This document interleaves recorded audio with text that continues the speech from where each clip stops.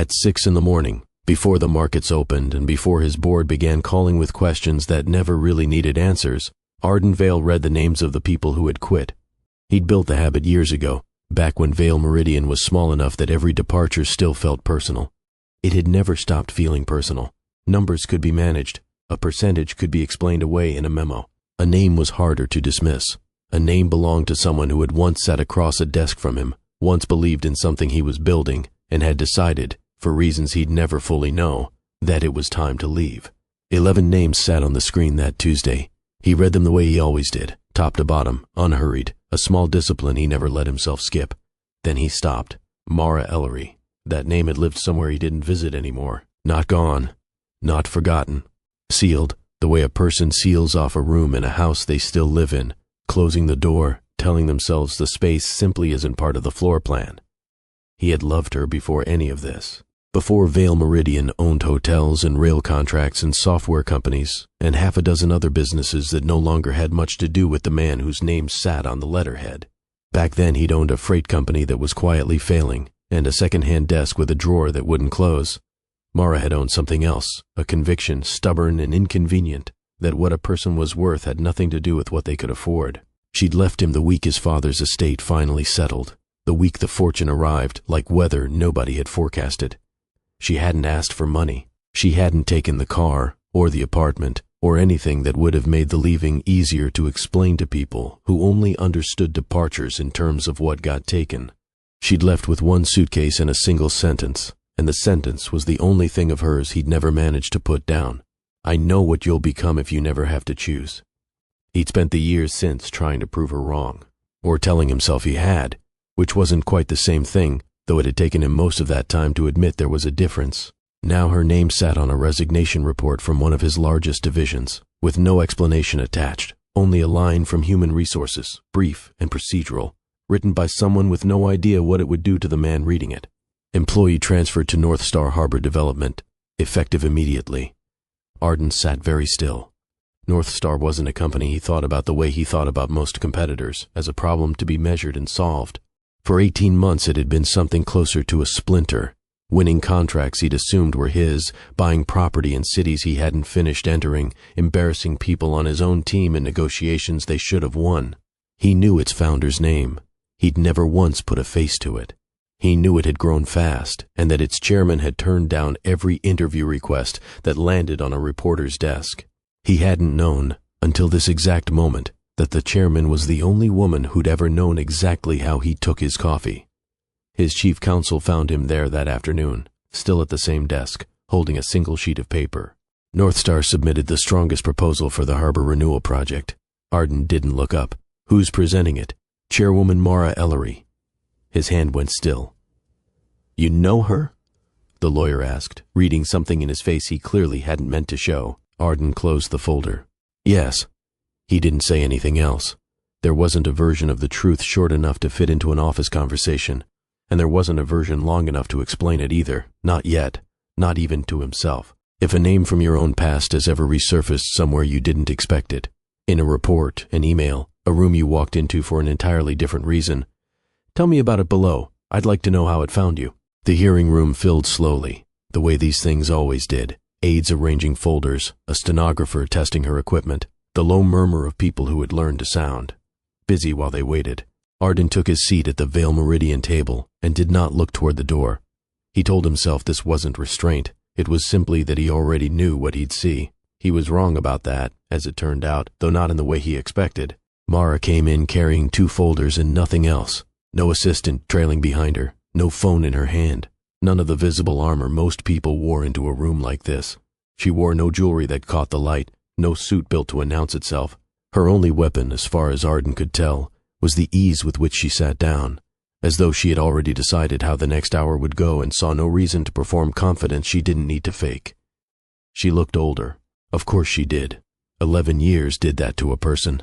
There was a faint silver at her temples that hadn't been there before, and Arden found himself wondering, with an ache that surprised him, exactly when it had arrived. Which year, which season, which ordinary Tuesday he hadn't been there to notice.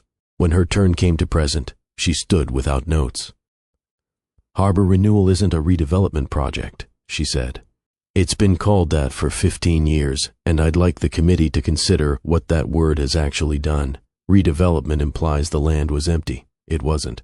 It's been full the entire time, full of people who've been told over and over that this neighborhood is valuable, without ever being told they're allowed to remain in it. She didn't say synergy. She didn't say transformational opportunity for stakeholders. She talked about 3 families who'd lived on Kestrel Street since before the harbor's decline, about a welding shop that had trained half the marine mechanics in the county, about a woman named Odessa who ran a corner store and had been asked 4 separate times by 4 separate developers what it would take to get her to sell. "I'm not here to tell you what it would take," Mara said. "I'm here to tell you North Star isn't asking her to leave." Arden watched her the way he might have watched weather moving in from the water. Exactly. The specific attention of a man who understood he had no control over what was coming. He remembered this about her. She refused to speak in a language a room like this expected, and something about the refusal made people move forward instead of checking their phones. Then, for exactly 1 second, she let the clock immediately. The rest of the meeting fell away. The committee members, the murmured notes being passed, the stenographers staring at her, the presidents of being much older and much less efficient. The hotel balcony, the night their cars were passing, neither of them could lay a name, the head against his shoulder. The particular quiet of 2 people who had nothing yet and weren't afraid of it. Then her expression changed. It wasn't surprise. She'd clearly known he would be here.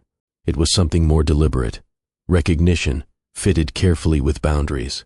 The look of a woman closing a door gently rather than slamming it, because slamming it would have given the room something to notice.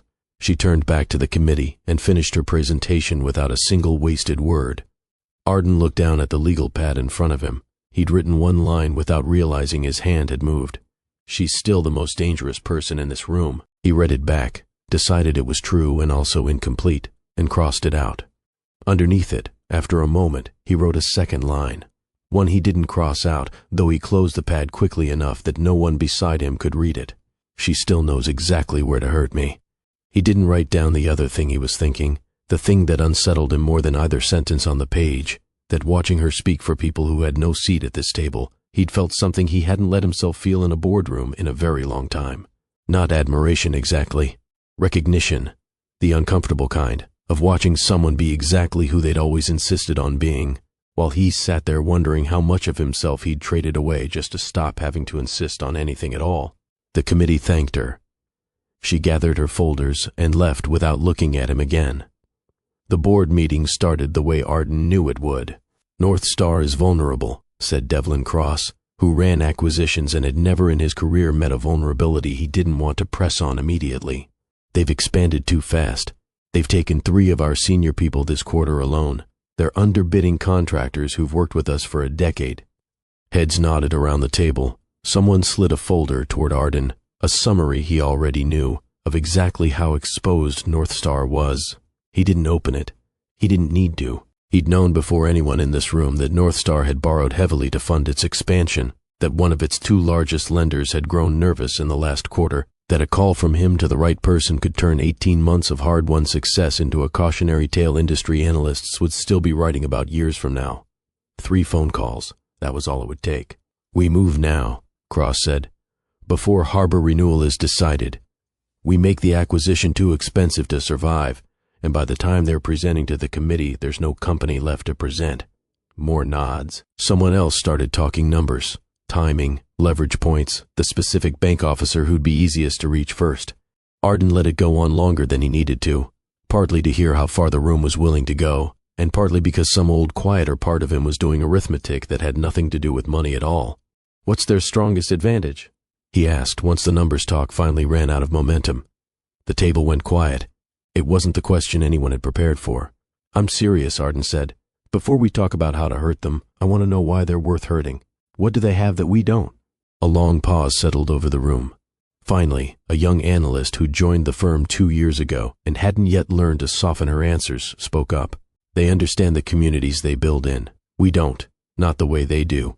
That's why they keep winning bids we should be winning."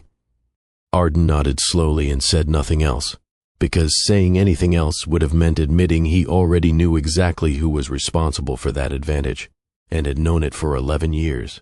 He was 27 the first time Mara taught him this lesson, though neither of them had called it a lesson at the time. He'd found an old riverside building he wanted. Decent bones, a fair price, close enough to a rail line to make the numbers work. A group of independent mechanics rented garage space there, month to month, nothing that would have slowed down a purchase. On paper, it was uncomplicated. A dead asset, ready to be put to better use. Mara had spent a month talking to them before he'd even finished the offer.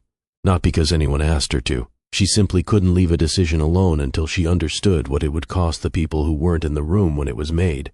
She came back with names. Desmond, who'd run his bay there for 19 years, a father and son operation that fixed marine engines for half the boats on the coast. A young mechanic saving for a shop of his own who had nowhere else he could afford to go. 12 livelihoods, she told him, not 12 line items. 12 people who would have nowhere to work the week after his purchase closed. They argued about it for 3 nights running. Real arguments, the kind that left both of them tired and a little raw. Arden insisting the numbers didn't lie, and Mara insisting the numbers weren't the only thing in the room that was true. On the 4th night, he bought the building anyway, and leased every garage back, at cost, on terms none of the mechanics had asked for and hadn't expected. He'd forgotten the argument itself somewhere over the years, the exact words, the particular frustration in her voice. He'd never once forgotten the reason he changed his mind. There hadn't been a good business case. There hadn't been one at all. Mara had simply made him care what happened to 12 men he'd never met, and once he cared, the numbers stopped being the only true thing in the room. He looked around the boardroom table now, at people waiting for him to authorize 3 phone calls that would end a company built on the exact instinct he'd once had and slowly let go cold. "We're not making those calls," he said. Cross frowned. "Arden, this is the opening we've been waiting for. I know what it is." Arden closed the folder no one had needed to hand him. "We're not taking it." No one argued. They rarely did, once his voice dropped into that particular register, but he could feel the room recalibrating around him, trying to make sense of a decision that didn't fit any version of him they'd built their expectations from. He couldn't fully make sense of it either, not with anything that would sound reasonable in a boardroom. The only honest answer was a woman he hadn't spoken to in 11 years, and a lesson he was only now admitting he'd never actually stopped believing. The conference room Arden chose had one glass wall facing the harbor, which he told himself was a coincidence and knew, even as he thought it, was not. Mara arrived alone. No assistant waiting outside, no folder of talking points prepared in advance. Just her, 5 minutes early, sitting in the chair across from his before he'd finished pouring water no one would drink. He stood when she came in.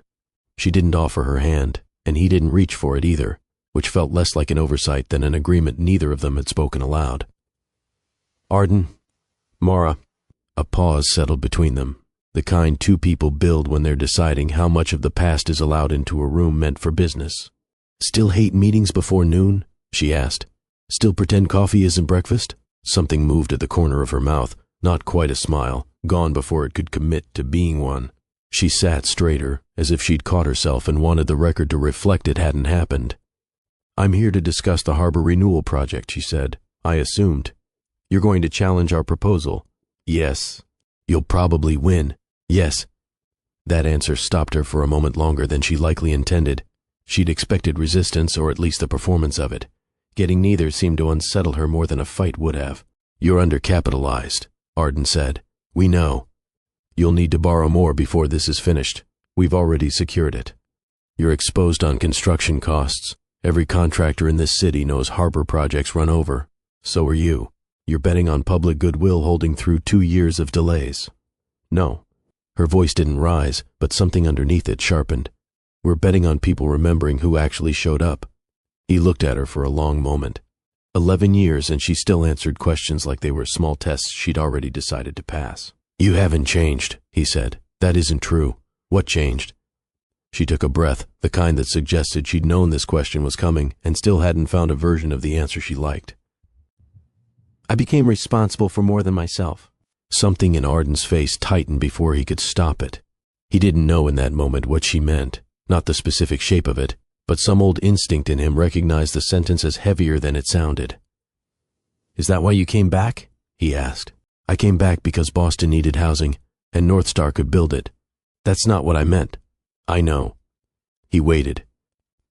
She didn't offer anything further, and the silence stretched longer than either of them seemed comfortable letting it, though neither moved to end it. He could have pushed. There was a version of this conversation where he demanded the rest of the sentence. where 11 years of unanswered questions finally got their answer whether she wanted to give it or not. He'd built an entire company on the principle of never letting a conversation end until he had what he needed from it. Instead, he heard himself say, quietly, "You left without telling me the truth." Her face went still in a way he remembered. Not anger, something more disciplined than anger. "That isn't true either. You said you couldn't stay. I said I couldn't stay like that. You disappeared. I gave you a letter. I needed a conversation. You wouldn't have listened." She said it without cruelty, which somehow made it land harder than if she had. "You were somewhere else by then, Arden, even when you were in the room. I loved you. I know." 2 words, no defense attached to them, no argument. That was what undid him. Not a denial he could have pushed against, but an agreement that left nothing to push. Mara began gathering her folders, her movements precise and unhurried, the motions of a woman who had rehearsed leaving a room before it could ask more of her than she'd planned to give. "I'm not here to reopen our past," she said. Arden glanced toward the door, then back at her. "Neither am I." She nodded once, the way people nod when they've agreed to a lie, because the alternative is more than either of them can afford in front of a glass wall with the harbor watching. She left without looking back. Arden stood at the window for a long time afterward, watching the water instead of the door, telling himself the meeting had gone exactly the way a business meeting should, and knowing, with the clarity that only arrives after someone leaves, that none of the last 20 minutes had actually been about business at all. 3 weeks passed with nothing between them but a professional silence, and then an analyst on Arden's communications team flagged an image that had nothing to do with harbor renewal at all.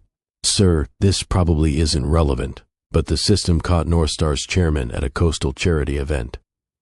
She said it the way people say things they expect to be waved off. "Wanted to be thorough." Arden almost told her not to bother. He opened it anyway. Mara stood near a row of folding tables, mid-conversation with someone out of frame, and beside her were 2 boys who looked perhaps 11 years old, twins. The same dark hair, the same narrow chin, the resemblance unmistakable even at a glance. One of them was laughing at something, head tipped back, entirely unguarded. The other stood a half step apart, watching the camera with an expression too careful for a child that age, the look of someone who had learned early that not everything pointed at you is friendly. Arden stared at the photograph longer than he meant to. Then he did the arithmetic, and he did it before he wanted to, before some protective part of his mind could stop him, the way a person does math they already suspect they won't like the answer to. 11 years old, which meant conceived roughly 12 years ago, which meant the same year his father's estate had settled, the same year the fortune arrived and rearranged the shape of his life before he'd had time to brace for it. The same months Mara had been trying, he now understood with total certainty, to tell him something, and he had been too consumed with lawyers and boards and the sheer velocity of becoming someone else to notice. "Sir," the analyst said, "should I close this out?" "Yes," Arden said. His voice came out steadier than he felt. "Thank you." He sat alone after she left, the photograph still open on the screen, and did not call anyone, not his lawyer, not Mara. There was no phone call that could hold what he was feeling. Some instinct told him this wasn't the kind of thing you learned over a line. You learned it standing somewhere that remembered. That night, he drove himself to the old apartment building, the one they'd shared before any of this, before freight companies failed or fortunes arrived, back when their address was a 3rd-floor walk-up with a radiator that clanked and a landlord who never fixed anything on the first request. The building looked smaller than he remembered. Buildings from a person's past always did. The manager at the front desk was someone he didn't recognize, young, absorbed in a phone screen that made Arden feel like a stranger in a place he'd once called home. He didn't ask to go up. He simply went, taking the stairs instead of the elevator, because the elevator, he remembered now, had never worked reliably, and some part of him wanted the building to feel exactly as it had. The hallway on the 3rd floor smelled different. New paint maybe, or a different family cooking dinner behind a different door. He walked to the apartment that had once been theirs and stood outside it for several minutes, long enough that if anyone had opened another door, they'd have found the sight of him strange.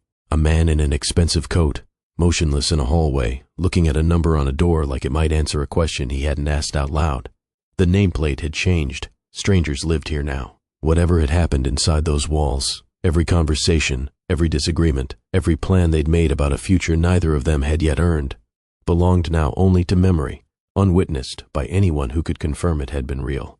Standing there, Arden finally understood something he'd spent 11 years failing to understand, and it wasn't what he'd expected to find. He had always believed Mara left because she couldn't stand what money was about to do to him, that she'd looked at his inheritance and seen only the corruption it might bring, and decided she wanted no part of watching it happen. It was a story that let him imagine forgiveness eventually, once he'd proven the corruption hadn't taken hold. That wasn't quite right. He knew it now with a certainty that had nothing to do with evidence and everything to do with finally being willing to look. She hadn't left afraid of what he might become. She'd left afraid of what she'd already started to see. He remembered those months now with a clarity he'd avoided for over a decade, the estate lawyers arriving within days of his father's funeral, the board meetings starting before he'd finished grieving, every conversation in his life narrowing, almost overnight, into logistics. He remembered Mara starting to tell him something on 3 separate occasions, each time in a different room, each time with a particular stillness in her voice he now recognized far too late, as a woman gathering courage. He remembered interrupting all 3, not out of cruelty, out of distraction, a phone call, a document that needed signing, an emergency that felt urgent at the time and meant nothing at all in hindsight. He had been busy when she had needed him to be anything else. Standing in a hallway that no longer belonged to either of them, Arden understood, finally, that Mara hadn't run from his money. She had run from watching him disappear, piece by piece, into a man who solved every problem except the one standing right beside him. She had been afraid, not of what he might do to her, but of what he might unknowingly do to 2 children who hadn't asked to be born into a life already being rebuilt around spreadsheets and strategy. He stood there until the hallway light on a timer clicked off. He did not turn it back on. Mara agreed to see him 2 days later, and she said every term herself.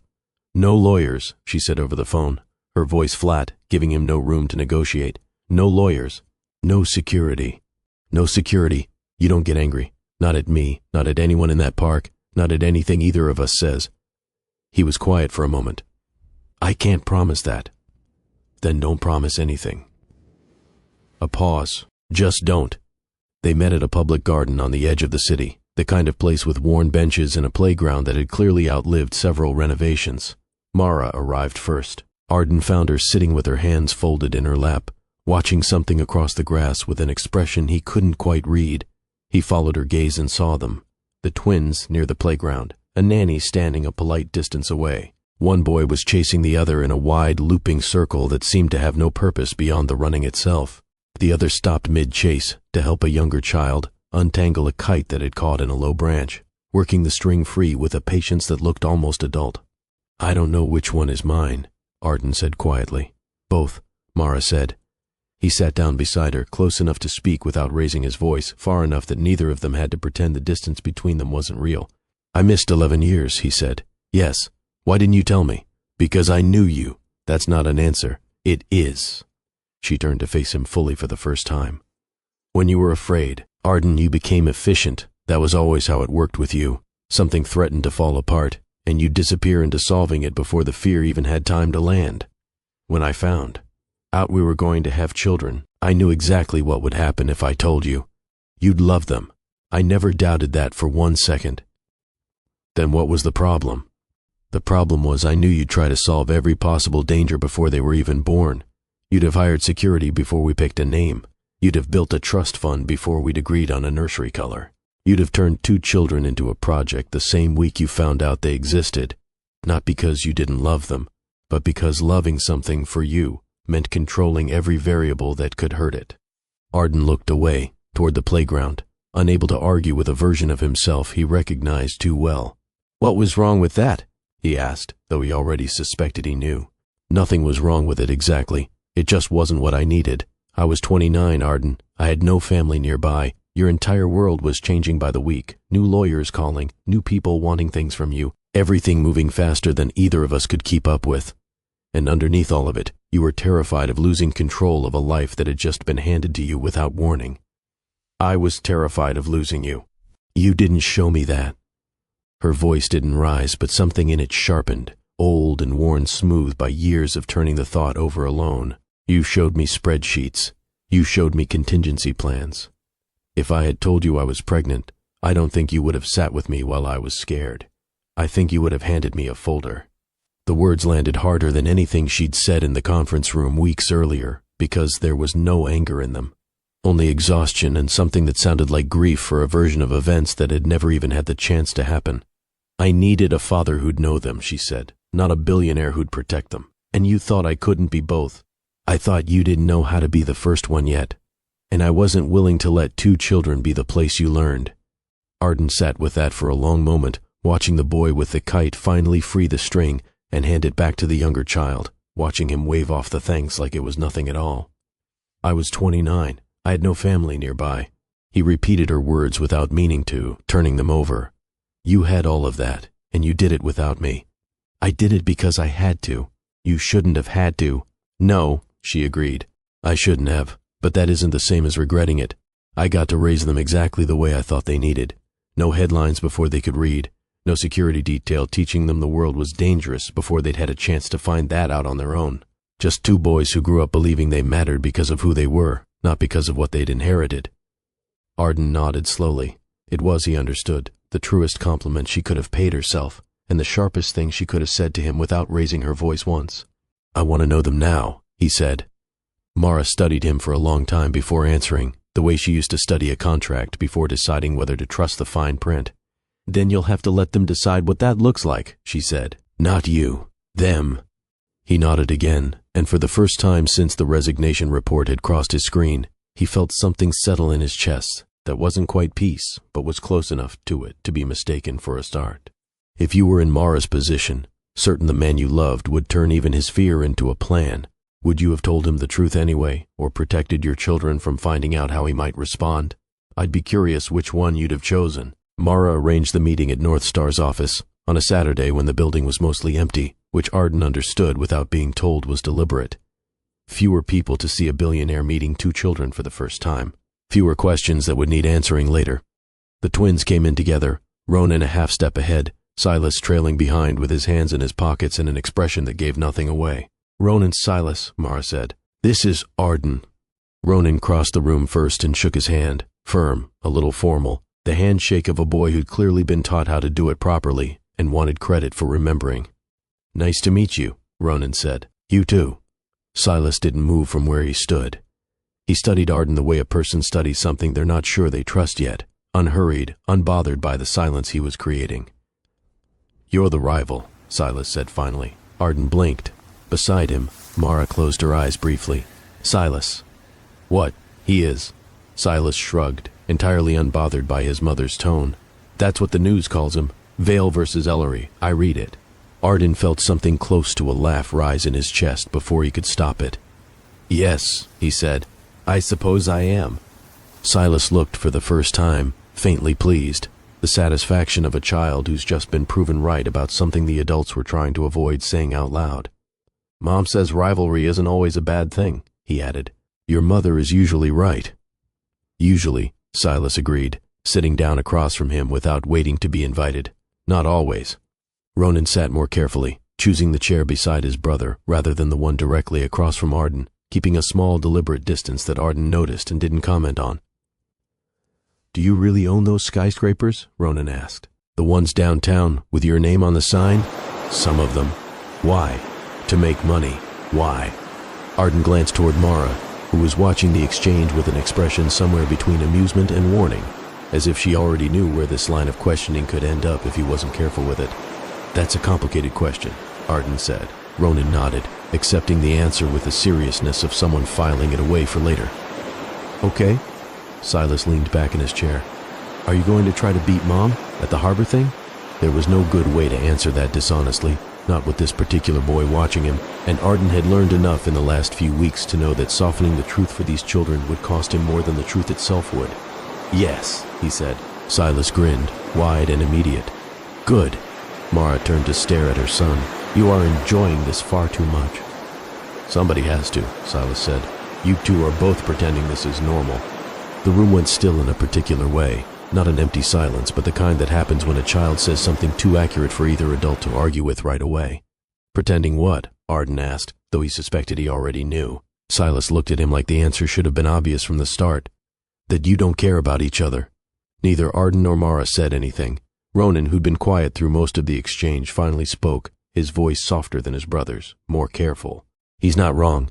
You keep talking like this is only about the harbor, but you both look at each other different than that. Ronan, Mara started. I'm just saying it. Ronan glanced at his mother, not defiant, but steady. Somebody has to. Mara's face had gone faintly pink, and Arden found himself, for once, without a ready answer. No strategy, no calculated response, nothing that had ever served him well in a boardroom. He looked down at the table, then across at his sons, a word he was only now beginning to let himself think in full, and found he had nothing to say that wouldn't be either too much or not enough. The twins exchanged a glance, a small private communication that seemed to carry an entire conversation neither adult was included in. Adults are strange, Ronan said finally, to no one in particular, and Silas nodded like this settled the matter completely. Mara let out a breath that was almost a laugh, tired and surprised at once. You have no idea, she said. Arden looked at his sons, Ronan's caution, Silas's directness, two boys who had clearly learned, in his absence, to read a room better than most adults he negotiated with for a living, and understood, with a clarity that hadn't come easily, that whatever ground he needed to make up with Mara, these two had already decided he needed to make it up faster than either adult had planned for. It took less than 2 weeks for someone outside the family to notice what the four of them had been quietly building. The first headline was almost gentle by comparison to what followed. Billionaire reunites with Mystery X, a gossip column, easily ignored, the kind of story that usually burned out within a day. Arden didn't call anyone about it. He assumed, wrongly, that it would stay small. 3 days later came the second one. Who are Mara Ellery's twin sons? This one came with a photograph, grainy, taken from across a street, the boys visible through a car window they hadn't known was being watched. Arden felt something cold settle in his chest the moment he saw it, a feeling he recognized from every negotiation he'd ever lost control of, except this time there was no deal to walk away from, and no version of winning that made it better. By the end of the week, the story had a name of its own. Vale versus Ellery, business war with a family twist. Arden hated every one of them. He'd built a career on being written about, profiles, rankings, the occasional unflattering piece about a deal gone wrong, and none of it had ever touched anything he actually cared about protecting. This was different. This had his sons' faces in it. Mara arrived at his office that evening without calling ahead, which told him everything about her state of mind before she'd said a single word. You leaked nothing? She asked, not quite a question. Nothing. Your executives? No.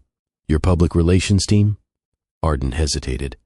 I fired the consultant who suggested we use the boys to improve my image. Mara stopped, halfway through pulling off her coat, and looked at him properly for the first time since walking in. Why? He said it plainly, without performance, because there was nothing about it that needed dressing up. Because they're children. The anger that had carried her into the room seemed to lose some of its footing. She sat down slowly, watching him the way a person watches something they weren't expecting to find. You would have made a terrible father 11 years ago, she said. I know. You understand that? Really understand it?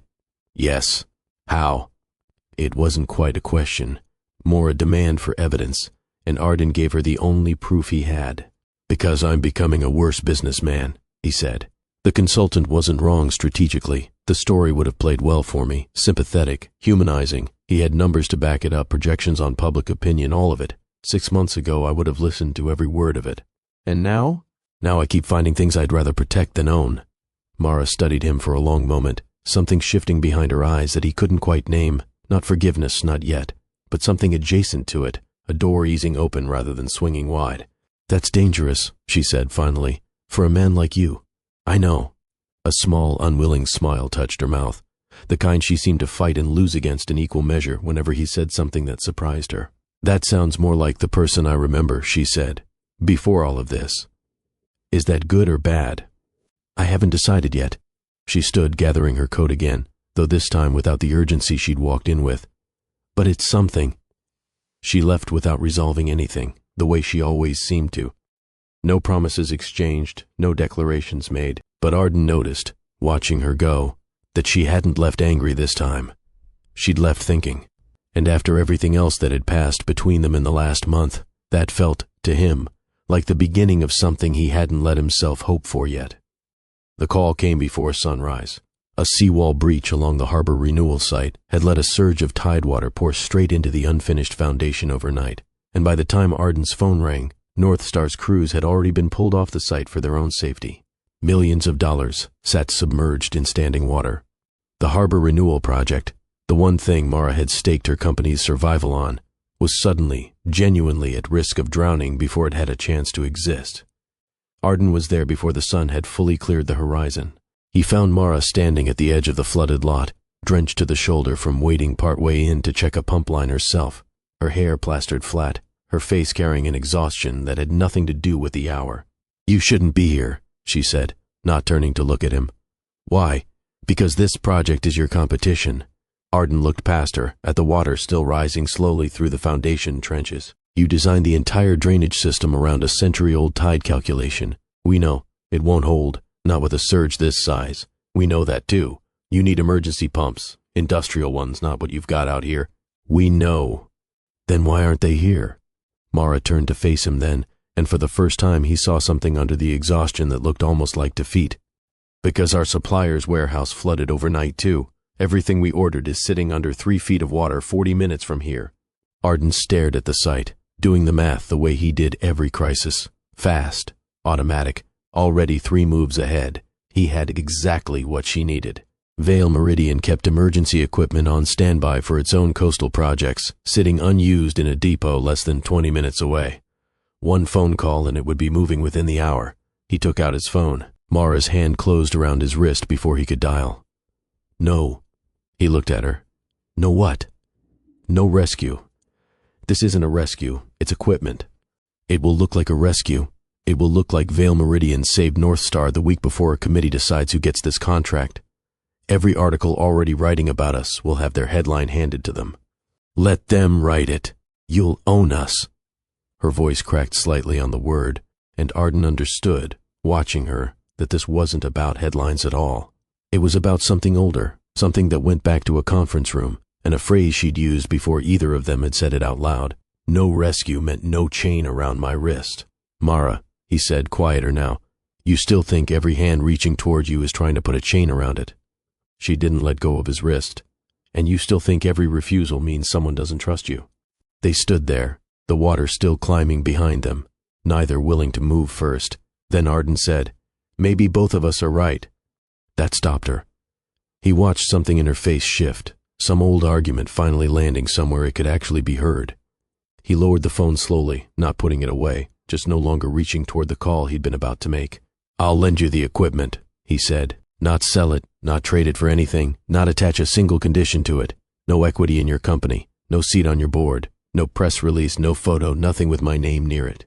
You borrow what you need, you use it, and when the water's gone, you send it back."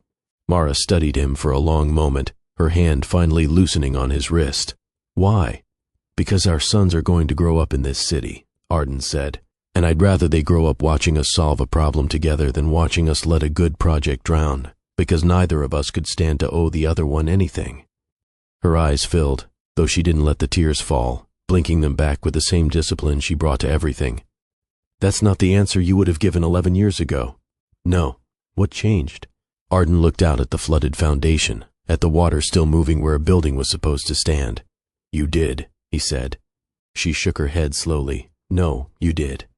Neither of them argued the point further. Arden made the call, and within the hour, industrial pumps arrived at the site with no Vale Meridian branding, no press notified, no camera anywhere near them. By afternoon, the water level had dropped enough for engineers to assess the damage. By evening, Mara's team confirmed the foundation could be saved. North Star survived the flood, but something else survived it too, less easily measured, a version of trust neither of them had thought they'd get to have again, built not on a rescue, but on the simple relief of finally bending toward each other without either one having to surrender anything to do it. What followed the flood wasn't a single moment, but a slow accumulation of them, the kind that don't announce themselves as important, until months later, looking back, a person realizes they were the whole story. Mara started sending him voice messages from the boys' baseball games, short and unceremonious, the sound of a bat connecting somewhere in the background. "Ronan's up next. Thought you'd want to know. Arden started showing up to Saturday practices." Standing at the fence with the other parents, learning the specific rhythm of a game he'd never had reason to care about before. He learned that Ronan pitched, and pitched well, and hated losing in a way that went deeper than ordinary competitiveness. After a bad inning, Ronan wouldn't sulk or argue with the umpire the way some of the other boys did. He'd go quiet instead, methodical, running the failure back through his mind pitch by pitch, and Arden recognized the habit before Mara ever had to explain it to him. It wasn't about winning, it was about not embarrassing the people who'd shown up to watch. Silas wanted nothing to do with baseball. He built things instead, a robotics club that met on weekday afternoons, small mechanical creations that walked or gripped, or on one memorable occasion, launched a foam projectile across the garage and startled the family dog into hiding under the kitchen table for the rest of the evening. Arden noticed something else about Silas over the weeks. He avoided competitions whenever he could, not because he'd lose, because he might win, and winning meant being celebrated, and being celebrated, for reasons Silas never fully explained, made him uncomfortable in a way losing never did. He doesn't like being looked at when he hasn't earned it slowly, Mara told Arden one evening, watching Silas dismantle a small motor at the kitchen table with the focus of someone performing surgery. He'd rather nobody notice him until the thing works.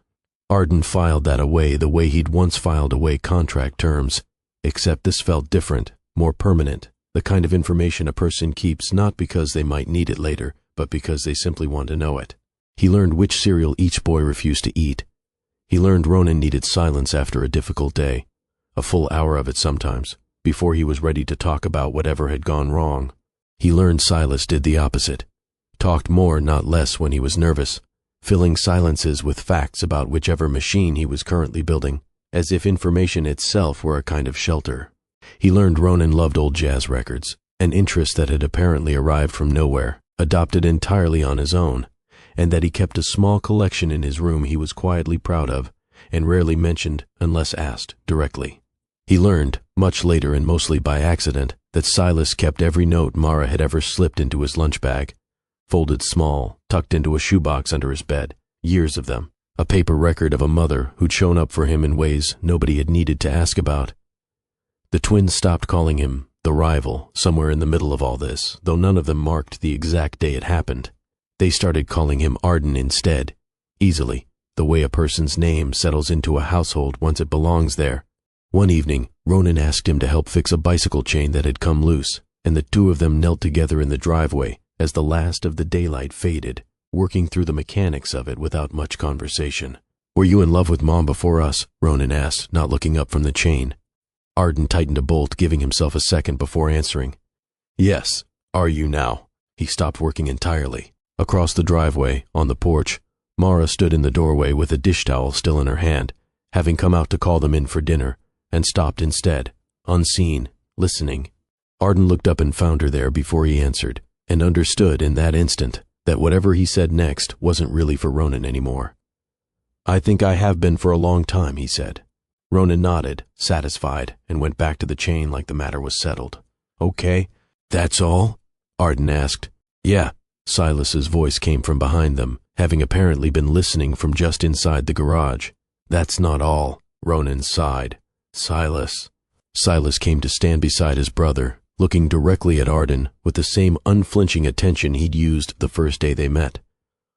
"Mom thinks people can love each other and still hurt each other." Arden glanced toward the porch, toward Mara, who hadn't moved from the doorway. "She's right," he said. Mara spoke then finally from where she stood. "So were you." He smiled, though there was something sad folded into it, an honesty that didn't try to smooth over the harder parts of what they'd just admitted out loud, in front of their sons, without meaning to. "That sounds inconvenient," he said. "It is," Mara agreed, and came down the porch steps toward all three of them, the dish towel still in her hand, dinner forgotten for the moment in favor of something that mattered more. The harbor renewal contract was decided not long after, and the resolution came quieter than either of them expected. North Star won the primary contract. Vale Meridian stepped in as a private financing partner instead of a competing developer. Not a surrender on either side, but something closer to an agreement neither of them had needed to write down. The press called it a strategic alliance. It wasn't, not really. It was simply two people who had finally stopped needing to win against each other in order to feel secure. Arden still moved fast, by instinct, the way he always had. Mara still paused before every decision to ask who might be standing in its path, unnoticed. He still admired her ability to hear what people weren't saying out loud. She still admired his refusal to walk away from a hard problem, just because it had gotten harder. He didn't always understand why she needed distance sometimes, space to think something through alone before she'd let him in. She didn't always understand why he needed to work with his hands when words stopped being enough. The bicycle, the pumps, small physical acts of care that came easier to him than sentences did. They hadn't become simple, but they had become honest, and that turned out to matter more. One evening, after the boys had gone up to bed, Mara found Arden in the kitchen making coffee at an hour that guaranteed neither of them would sleep well. "You still make it wrong," she said, leaning against the counter. "You still drink it." "That's true." Silence settled between them, but it wasn't the strained kind from the conference room months earlier. It was familiar, worn soft at the edges, the ease of two people who no longer needed to fill every gap with something clever. "You never asked me to come back," Mara said eventually. Arden set the coffee down. "I know." "Why not?" "Because I didn't want you to come back to the man you left." Her eyes stayed on him, steady. "I didn't leave because I stopped loving you." "I know that now." "I left because I was afraid love would become something you controlled, something you managed, the way you managed everything else." Arden stepped closer, close enough that the space between them stopped feeling like distance and started feeling like something that could be crossed. "And what do you think now?" he asked. She weighed the question for a moment, giving it the same care she gave anything that actually mattered to her. "I think you finally understand that loving someone means giving them room to say no," she said, "not managing the outcome, not solving your way to yes." He nodded slowly. "And I think you finally understand that letting someone help you isn't the same as surrendering to them." "Maybe," she said, and something in her voice had softened enough to let the word mean more than its usual caution. Arden held out his hand. He didn't say anything else, didn't build a case for it the way he might have once, didn't offer a reason she should take it. He simply offered it and waited, the way he'd learned to do with her over the last several months, letting the choice sit entirely with her. She looked at his hand, then she took it. There was no grand declaration in the moment, no speech either of them had been saving up. Just two people standing in a kitchen after 11 difficult years, holding on to something they'd both once believed was gone for good. Mara rested her forehead against his, and for a moment neither of them moved, the kitchen quiet around them, the coffee going cold and unimportant on the counter. "You missed a lot," she said softly. "I know." "So did I. I know." "We can't get it back," she said. "No." She closed her eyes. "But we can stop wasting what's left." Arden kissed her forehead, gently enough that it made them both go still, asking nothing in return. From upstairs came the unmistakable sound of a door opening. Silas's voice floated down the staircase, entirely unbothered by the hour. "Are you two finally together?" Mara pulled back, laughing despite herself, covering her face with one hand. Arden looked toward the stairs. "I thought you two were asleep." "We've been awake for 10 minutes, Ronan called down, his voice carrying the satisfaction of a boy who'd been right about something for a while now. Mara groaned into her hand. "This family cannot keep a secret to save its life." Silas's voice again, triumphant. "This family is terrible at secrets." Arden laughed, and Mara laughed with him, the sound loose and unguarded, and for the first time in longer than either of them could measure, it didn't feel borrowed from some easier version of their past. It belonged entirely to the life they were building now. A year later, the harbor opened. The 3 abandoned blocks that had once been called a dead asset, a redevelopment opportunity, a line item on somebody else's balance sheet, had become something else entirely. Homes with people already moving into them, a row of small businesses with hand-painted signs, a public park where the mechanics' old garages once stood, and a maritime training center that carried no billionaire's name across its entrance. No Ellery, no Vale. Mara had refused it outright, early in the planning, and Arden hadn't argued. Some things, she'd told him, worked better belonging to everyone instead of announcing who'd paid for them. At the opening ceremony, Ronan stood beside Arden, taller than he'd been the year before, watching the ribbon cutting with the careful attention he brought to everything. Silas stood beside Mara, already halfway through explaining to a bored city official how the training center's ventilation system worked, whether the man wanted the explanation or not.